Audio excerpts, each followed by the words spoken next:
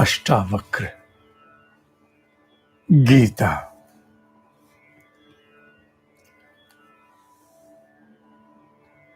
बुद्धि को संस्कारित करना, करते रहना साधक के लिए परम आवश्यक है। समय समय पर भीतर आई मलिनता को हटाने के लिए कुछ ऐसे ज्ञान का भी अध्ययन अनिवार्य है जो भले ही हमारी इस वर्तमान अवस्था के साथ पूरी तरह सामंजस्य प्राप्त नहीं भी कर पाए तो भी आवश्यक है। अष्टावक्र गीता उसमें एक मुख्य स्थान प्राप्त करती है। यह सत्य है, हमारी वर्तमान अवस्था विशुद्ध अद्वैत, विशिष्ट अद्वैत नहीं कहा मैं विशुद्ध कह रहा हूं। विशुद्ध अद्वैत के साथ सामंजस्य नहीं बिठा सकते, क्योंकि हम भी आत्मिक प्रगति के ऐसे स्तरों पर हैं जहां अनेकों प्रकार के दायित्व का निर्वहन करने के लिए हमें बहुत कुछ ओढ़ना पड़ता है। फिर भी अनिवार्य है, आवश्यक है कि समय समय पर चिपक जाने वाली मलिनता को साफ साथ साथ करते चले जाने के लिए हम उस विशुद्ध अद्वैत के उस स्नान को अवश्य प्राप्त करें जो बहुत समर्थ है। मेरी इन बात का विशेष ध्यान रखना। अष्टावक्र गीता का ज्ञान हमारे वर्तमान जीवन के साथ पूर्ण सामंजस्य नहीं बिठा पाएगा, फिर भी आवश्यक है इसका समय समय पर इस प्रकार के ज्ञान का अध्ययन होता ही रहे। जैसा कि एक प्रावधान है, अष्टावक्र गीता अपने आप में उपनिषद तो नहीं है, पर हमारे यहां मान्यता, केवल मान्यता की बात है, हम उपनिषद नहीं कह रहे। मान्यता श्रीमद् भगवद गीता और अष्टावक्र गीता को भी उपनिषद के रूप में ही दी जाती है, उपनिषद नहीं होते हुए भी, क्योंकि दोनों में एक बड़ी समानता है। दोनों गीता, अष्टावक्र भगवद गीता और उपनिषदों में संवाद है, एक ऋषि का, अध्यापक का अपने जिज्ञासु के साथ। यहां भी संवाद है प्रथम श्लोक में ही, जबकि भगवद गीता का सौंदर्य थोड़ा अलग इसलिए हो जाता है क्योंकि उसमें कृष्ण है एक, और दूसरा वो सामंजस्य होते हुए भी उसका प्रथम श्लोक जिनमें आपस में संवाद हो रहा है उनके बीच का नहीं, अपितु युधिष्ठिर का, धृतराष्ट्र का है। यहां अष्टावक्र गीता में प्रथम श्लोक में जनक विदेही पूछना चाहते हैं, ज्ञान इत्यादि ये परम पद मोक्ष का कैसे प्राप्त होगा? कोई प्रश्न करेगा तो समाधान निकलेगा ना। इसलिए समाधान को सटीक संदर्भ देने के लिए पहले प्रश्न किया जाता है, टू असर्टेन द स्पेसिफिसिटी। इसलिए यहां भी प्रश्न था, उसके उत्तर में ब्रह्म ऋषि अष्टावक्र कहते हैं, हालांकि इसे सत्संग में पहले भी पढ़ाया, पर इस बार मोती थोड़े से ज्यादा हैं और आगे भी समय समय पर पढ़ाएंगे। अष्टावक्र ऋषि कहते हैं, बड़ा सरल है, संस्कृत में होते हुए भी विशेष कठिनाई आपको नहीं आएगी। मुक्तिम इच्छसि चित्तात विषयान विश्वत त्यज। मुक्तिम इच्छसि, मुक्ति की इच्छा है, बात पर आओ सीधी, इधर उधर नहीं ना, कोई इधर उधर नहीं। मुक्ति चाहते हो ना, क्लियर कट बोलो, मोक्ष चाहिए, मुक्ति चाहते हो ना, पुनरपि जननम पुनरपि मरणम पुनरपि जननी जठरे शयनम, मुक्ति चाहते हो ना, पक्का, ठीक। मुक्तिम इच्छसि चेतात, अगर चाहते हो पक्का, विषयान विश्ववत त्यज, विषयान, विषयों को, कौन से विषय, कौन होते हैं विषय, व्हाट आर द सब्जेक्ट्स, क्या है वो सब जिन्हें इंद्रियां भीतर से या बाहर से, माने चमड़े की अथवा भीतर से प्रेरणा करने वाली, कल्पनाओं में भी, कल्पनाओं में, स्मृतियों में, स्वप्नों में भी जिन्हें लपक लपक के ढूंढती हैं, चाहती हैं, पूरी हो जाए कामना तो अतृप्त लटकी रहे भीतर त्रिशंकु की तरह, तो जिसके प्रति इंद्रियां लपकती हैं उन्हें यहां विष कहा गया, विषयान कहा गया। उन सब विषयों को विषवत, लाइक अ पॉइजन, विष की भांति, विषवत त्यज, त्यज माने त्याग दे, छोड़ दे,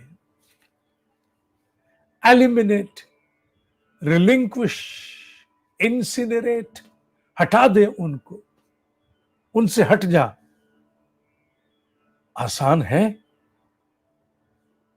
भले ही ना हो तो भी क्या, साधना मार्ग पर हैं, साधना पथ पर हैं, अभी भले ही हमसे चला भी ना जा रहा हो, घुटनों के बल हो, तो भी रास्ता यही है ना, यही है, तो क्या, पता तो हो, मालूम तो हो, ज्ञान तो हो, क्योंकि मुक्ति की इच्छा तो है हमारे भी, हाँ पूरी पूरी तो नहीं, थोड़ी थोड़ी सी तो है।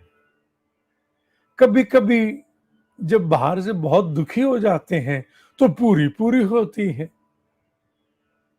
और जब बाहर से भी सब संतुलित चल रहा हो तो थोड़ी थोड़ी होती है, पर होती है, भले ही पूरी पूरी थोड़ी थोड़ी रहती है।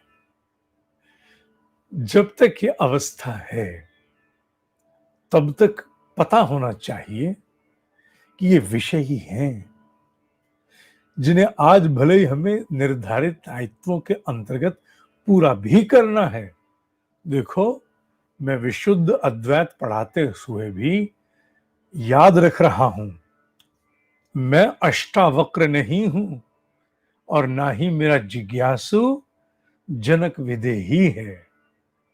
जिस स्तर पर मैं अध्यापक हूं उस स्तर पर ही, या मेरे से कुछ ऊंचे होंगे, मेरे जिज्ञासु हैं। इसलिए मुझे पढ़ाते समय कौशन, सावधानी बरतनी है कि मैं केवल विशुद्ध अद्वैत की बात नहीं करूं, पढ़ाऊं, पर पढ़ाते हुए भी उन्हें उनके दायित्व से विमुख नहीं करूं।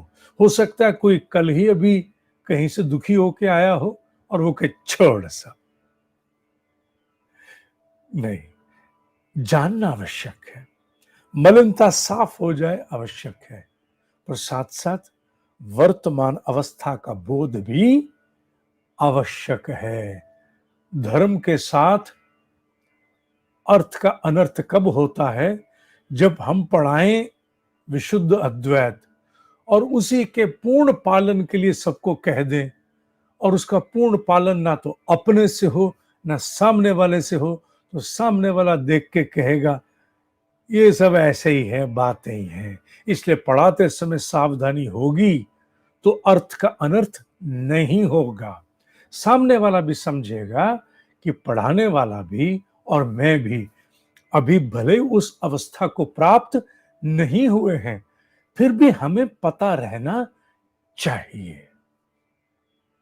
दूसरे में वो कहते हैं, इन्हें विषयों को विष की भांति त्यागने के लिए, निरंतर उत्कर्ष के लिए सीढ़ियां कौन सी हैं?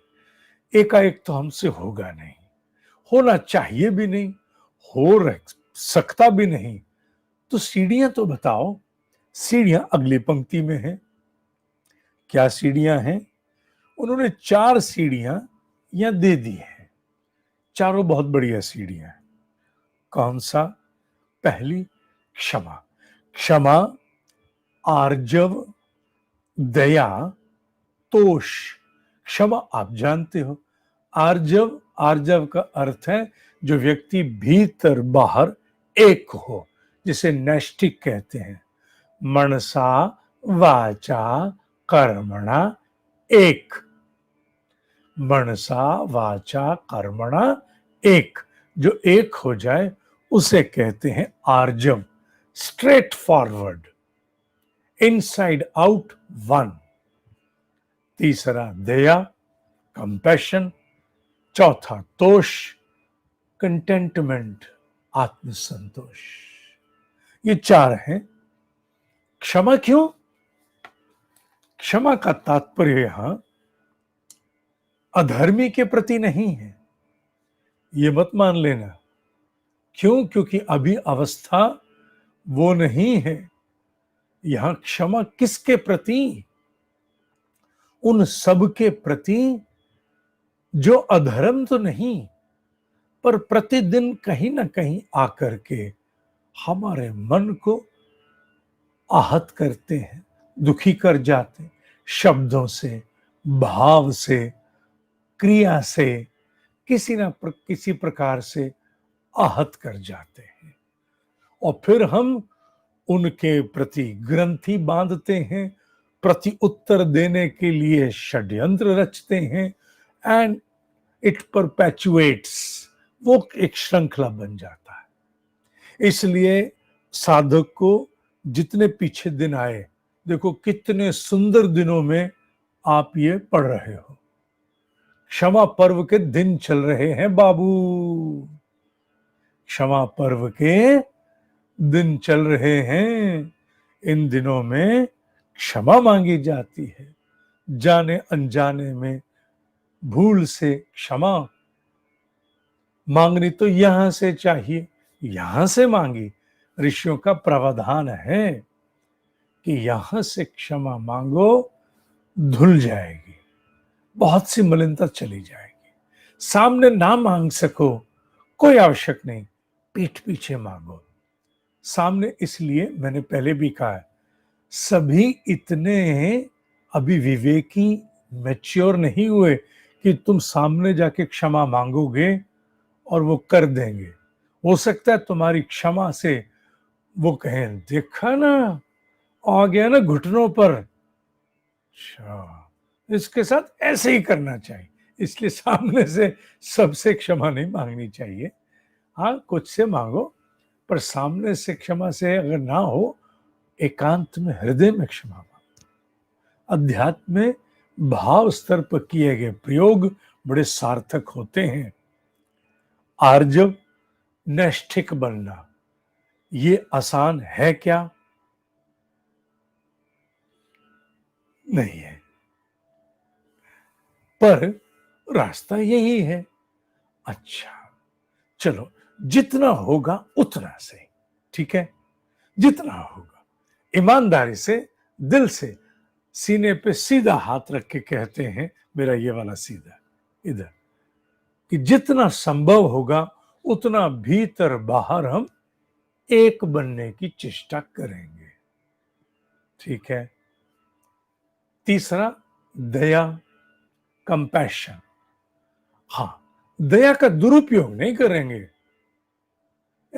हर एक के प्रति दया करके उसको पंगु बना दो ना, वो दया नहीं होती।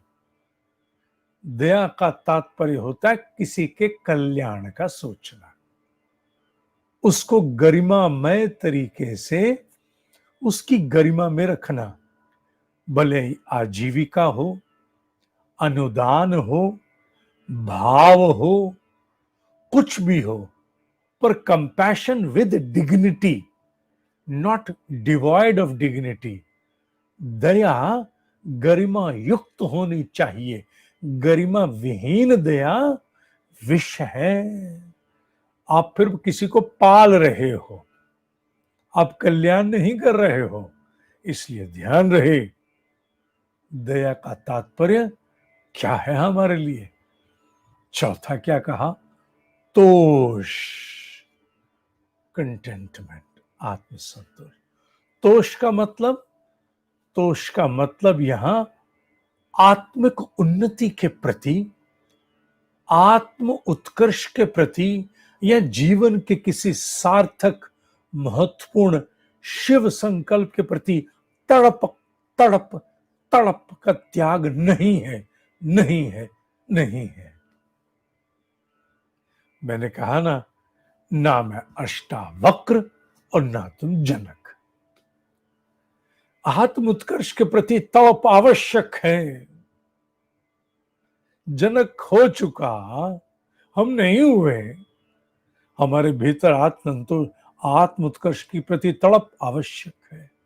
अपने जीवन के किसी महत्वपूर्ण शिव संकल्प की पूर्ति हेतु तड़प आवश्यक है, इसलिए तड़प का होना आवश्यक है।